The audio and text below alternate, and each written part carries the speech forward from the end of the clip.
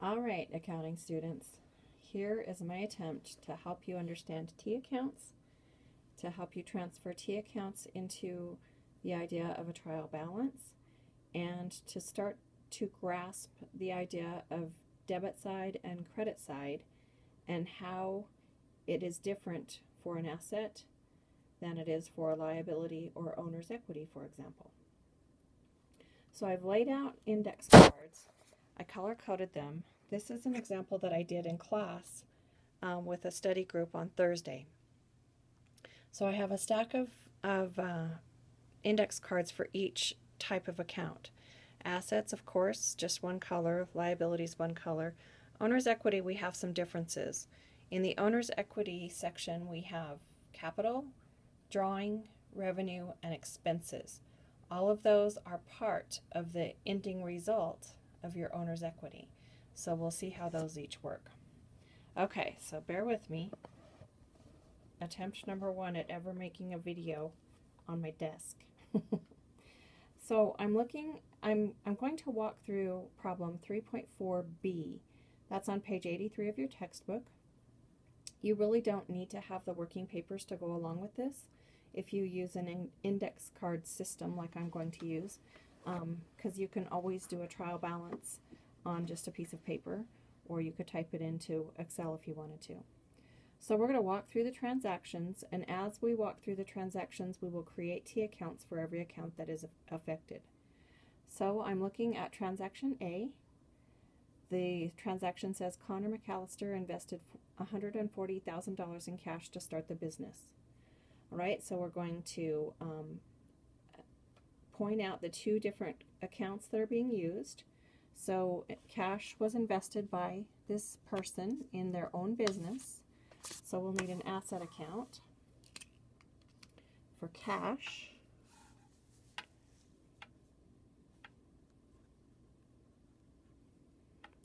If you want to use index cards to study from, you might make a little cheat sheet out of it and write yourself some notes. I like to use this little graphic from page 69 in your textbook. I have some colored ones. I've handed some out to people I've seen, and I'm starting to mail things out to you guys, so you'll all have one of these. But this is like a quick little cheat sheet that you can use to make sure you're putting the increases on the correct side of the T account.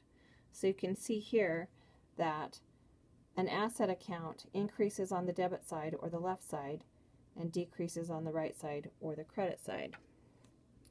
So on my card, I'll set it up accordingly with an increase and a decrease. And the increase for transaction A was $140,000 in cash, and we have to have a separate separate recording of every single transaction so that we have a way to balance. So we need an owner's equity card, and that will be Connor McAllister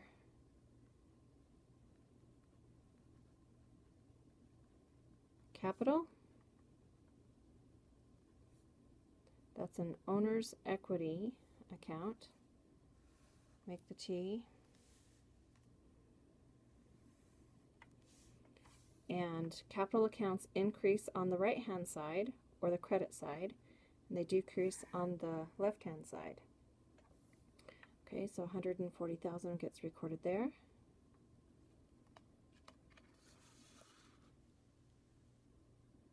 All right, so we're going to keep the accounting equation intact. We're going to put all of these cards in the right spots and keep our equation rolling here.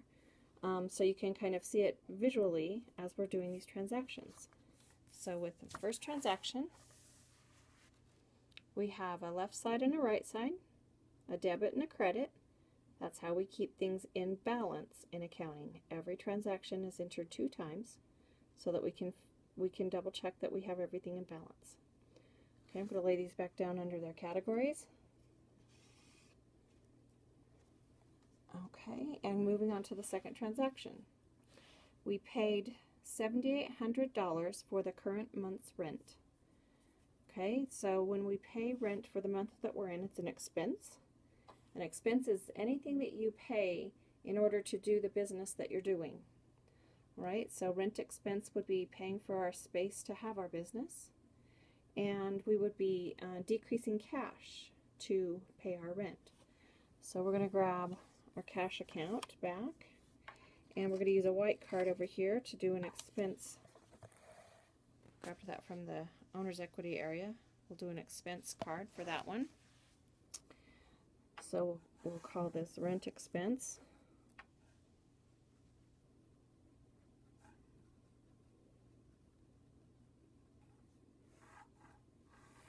We'll label it as an expense account. Expense accounts increase on the debit side, decrease on the credit side. Okay, now we're ready to record the transaction. We paid Mr. McAllister, paid $7,800 for the current month's rent. Whenever there's a transaction, there's a good chance there's cash involved, and it's easy to start with cash because it's easy for us to see if we have received cash or paid cash out. All right, so in this case, we've paid cash out, so we're going to decrease our cash account by $7,800. And we're going to increase our expense, our rent expense, by $7,800. So again, we have made our one transaction in two spots, opposite sides of the T's.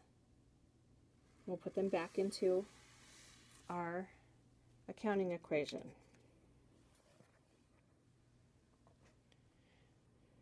Okay, next, item C, we bought a used automobile for the firm for $38,500 in cash. All right, so we are going to purchase an asset. A car would be an asset for a business. Okay, and we purchased it with cash. So we're going to have to make a new T account for our automobile. So we'll make an automobile account.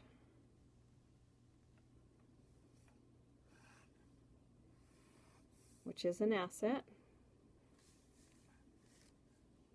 Sorry, I don't really know where to put this so I can see to write and have you see it in the camera. So it increases on the debit side and decreases on the credit side. We bought a car, it was a used car, so it must be a pretty nice one, huh? For $38,500. We spent cash to do that, so we decrease our cash by the same amount, $38,500. So our transaction looks like so. There's the same amount on each side of the T. They're both assets. Okay, put those back under the asset section. On to item D. We performed services for $10,500 in cash. Our business is an attorney's law office. So we did some lawyer work for a client in item D, and it was worth $10,500 to us. So whenever we make money doing our job, it's called revenue. And revenue is part of owner's equity. We're going to record revenue on the green card. Green means money. And the revenue account is always called, for us anyway, fees income. The reason why it's called fees income for us, I mention, is because the businesses that we're going to be dealing with are service businesses. We're not going to be doing, we're not going to learn accounting for merchandising exactly. We'll talk about it, but we won't do that kind of accounting. Accounting is accounting. We're just going to focus on a sole proprietorship so that you are able to grasp the fundamentals of accounting. So fees income is a revenue account. A revenue account increases on the credit side, decreases on the debit side. I want you to notice that a revenue account is very similar to a capital account. They add and subtract on the same side. Okay. So we performed services for $10,500 in cash. So our revenue would be recorded as an addition. We are increasing our revenue, $10,500. Our client paid us in cash. Grab our cash card back. We're going to add to our cash account then, $10,500. That's what the transaction looks like. Okay. Next, item E. We paid $1,850 for automobile repairs. I'm glad this transaction is in this problem so I can talk about it. Because I remember being an accounting student not understanding why we didn't subtract that amount from our automobile asset. And the answer to that is we never do. The automobile all by itself is an asset that stays intact. This total on this account is going to be $38,500 until we sell the car. Okay, if we took away all of the expenses that we put into our vehicle, so every time we had new tires, every time we had an oil change, every time we had to fix a windshield, anything like that, if we took away that money from the automobile asset, our automobile wouldn't be worth much by the end of its life. Okay, so we don't touch the amount of the automobile as an asset, but we do create an expense account because driving our automobile and making regular repairs on our automobile is an expense that we have to make in order to run our business. Okay, so we're not going to touch the automobile account in this case. We did pay for the repairs with cash, so we're going to use cash, and we're going to need, a new expense account. So we're going to grab a white card and make a new expense account. And this will be automobile repairs.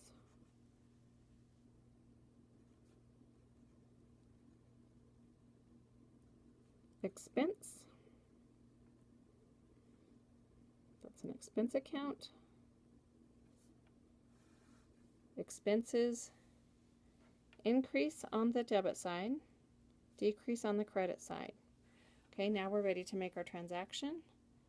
It was $1,850 in expense, $1,850 of expense, and we paid for that with cash. So we deduct that from our cash account, $1,850 in cash. Okay, finished with item number E.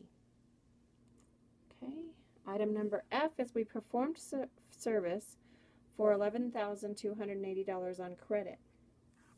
Okay, so put away the automobile expense. We performed service, so that's going to be our fees income. That's how we make our money. That would be a great note to write on this card, how we make our money. Okay, so we know we're going to need our revenue account.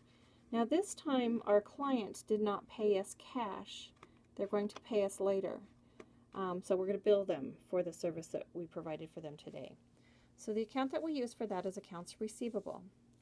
Accounts receivable is treated as an asset. Okay, the reason why is because we did the work and our client is going to pay us. They just didn't pay us the day we did the service. But we have to record that the service happened on the day it actually happened so that we are legally showing what happened each day of our business. Okay, so we're going to have an accounts receivable.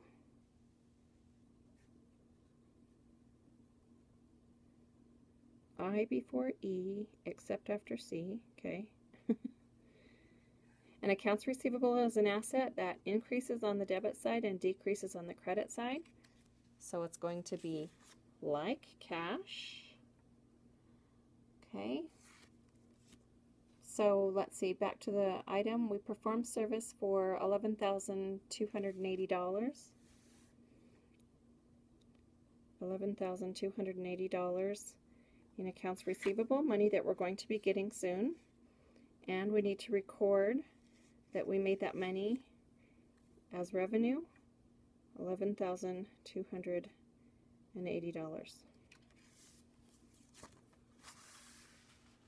There's our transaction for item number F. Okay, put that back in the cash, put that back over in owner's equity. I'm going to stop here and break this video into two pieces, maybe three.